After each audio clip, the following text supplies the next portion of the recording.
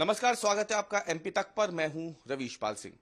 मध्य प्रदेश में मंत्रिमंडल का विस्तार कब होगा, इस बड़ी खबर के बीच एक महत्वपूर्ण खबर जो सामने आई है वो ये कि मध्य प्रदेश में मंत्रिमंडल विस्तार को लेकर के जो चर्चाओं का दौर है वो लंबा खिंचता जा रहा है। एक बार फिर से मुख्यमंत्री मोहन यादव ने मध्य प्रदेश में अपनी व्यस्तताओं को पूरी तरीके से स्थगित कर दिया है और अब वो दिल्ली में ही है। रविवार का पूरा दिन मुख्यमंत्री मोहन यादव दिल्ली में रहने वाले हैं और भाजपा आलाकमान से मध्य प्रदेश में मंत्री पद को लेकर के विचार विमर्श जो है वो लगातार जारी रह सकता है, इस बात का अनुमान लगाए जा रहे हैं। हालांकि यह भी बताया जा रहा है कि लोकसभा चुनाव को देखते हुए बीजेपी ने अपने सभी मुख्यमंत्रियों की जो बैठक बुलाई है, भाजपा शासित राज्यों के जो मुख्यमंत्री हैं उसमें भी मोहन यादव शरीक हो सकते हैं, क्योंकि छत्तीसगढ़ और राजस्थान के मुख्यमंत्री भी फिलहाल दिल्ली में ही हैं। ऐसे में माना जा रहा है कि मंत्रिमंडल विस्तार के साथ साथ भाजपा शासित राज्यों के जो मुख्यमंत्री हैं उनकी बैठक में मोहन यादव शामिल हो सकते हैं और इसीलिए आज का दिन भी वो दिल्ली में ही रुक रहे हैं।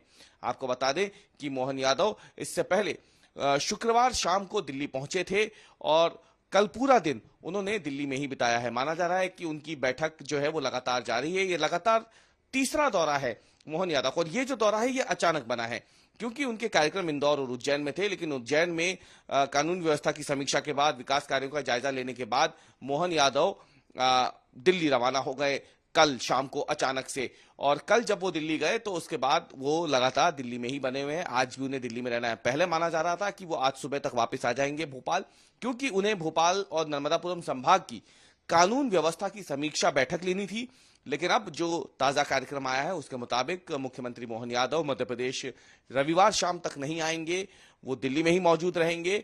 मंत्रिमंडल पर भी चर्चा होनी है आलाकमान के साथ और इसके साथ ही भाजपा शासित राज्यों के मुख्यमंत्रियों की जो बैठक है लोकसभा चुनाव के मद्देनजर, उसमें भी वो शरीक हो सकते हैं। माना जा रहा है कि लोकसभा चुनाव को ध्यान में रखते हुए भारतीय जनता पार्टी भाजपा शासित राज्यों के मुख्यमंत्रियों को नई जिम्मेदारियां दे सकती है, किस तरीके से अगले कुछ महीनों में काम करना है, क्योंकि 2 से 3 महीनों के भीतर ये आचार संहिता लागू हो सकती है। अप्रैल या मई में चुनाव संभावित है, आम चुनाव लोकसभा के।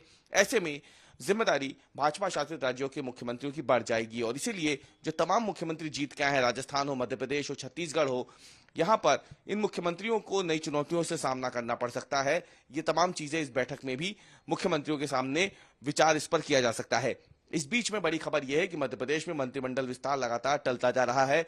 उप मुख्यमंत्री हो, मुख्यमंत्री हो, इनकी शपथ लेने के बाद से ही लगातार अटकलों का बाजार गर्म है और कई सारी पेच जो है वो कई नामों पे फंस रहे हैं। कभी सीनियर विधायकों के नामों पर पेच फंस रहा है, कभी जातिगत समीकरणों पे या फिर क्षेत्रीय समीकरणों पे पेच फंस रहा है। इस बीच में तारीख जो है मंत्रिमंडल विस्तार की वो लगातार आगे बढ़ती जा रही है। कोई तारीख अब तक वैसे तय नहीं हुई है, लेकिन जिस तेजी से, क्योंकि 2018 में जब विधानसभा चुनाव हुए थे तब कांग्रेस की सरकार बनी थी और 25 दिसंबर के दिन मध्य प्रदेश में मंत्रिमंडल विस्तार हो गया था। तब कमलनाथ सरकार के मंत्रियों ने शपथ ली थी राजभवन में।